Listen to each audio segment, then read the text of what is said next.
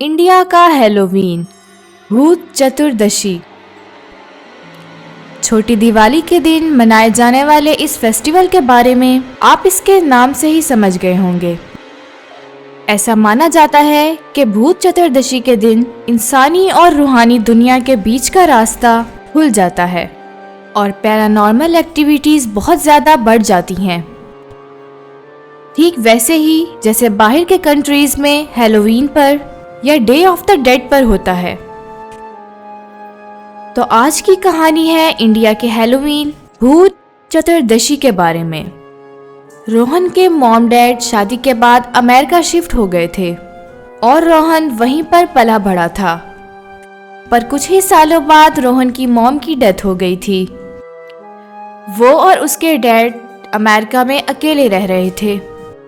इस बार रोहन के डैड को प्रॉपर्टी के केस की वजह से 1 महीने के लिए इंडिया आना था और वो रोहन को अपने साथ ले जा नहीं सकते थे।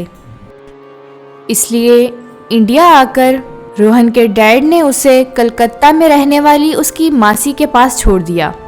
रोहन को ये सब बिल्कुल भी पसंद नहीं था क्योंकि अक्टूबर के महीने में हैलोवीन आता था और ये त्यौहार रोहन को बहुत ज़्यादा पसंद था।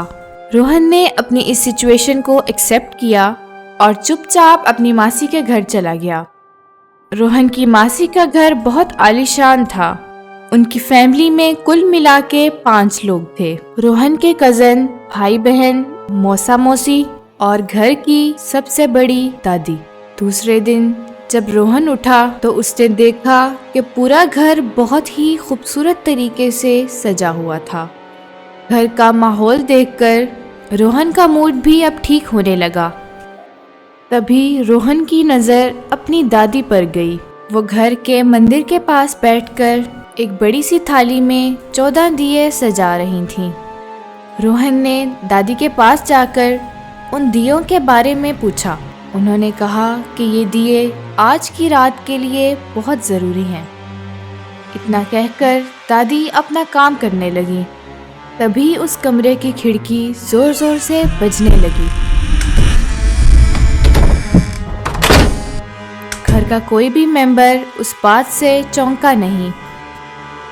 रोहन ने ध्यान से देखा तो बाहर हवा भी नहीं चल रही थी।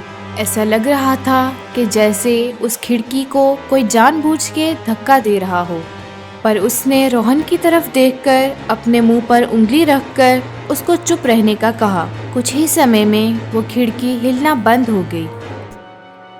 रोहन को ये बात बहुत अजीब लगी। पर फिर वो अपने कज़न्स के साथ डेकोरेशन के काम में लग गया। तैयारियों में कब शाम हो गई कि पता ही नहीं चला। सभी घर वालों ने मिलके पूजा शुरू की। रोहन की मासी ने उसे बताया कि आज भूत चतुर्दशी है। तो दोस्तों, इस वीडियो का पार्ट 2 देखने के लिए जुड़े रहिए हमारे चैनल के साथ। अगर आपको यह हमारी कहानी अच्छी लगी तो हमारा चैनल आहट स्टोरीज को ज़रूर सब्सक्राइब करें और हाँ, बेल आइकन ऑन करना मत भूलिएगा।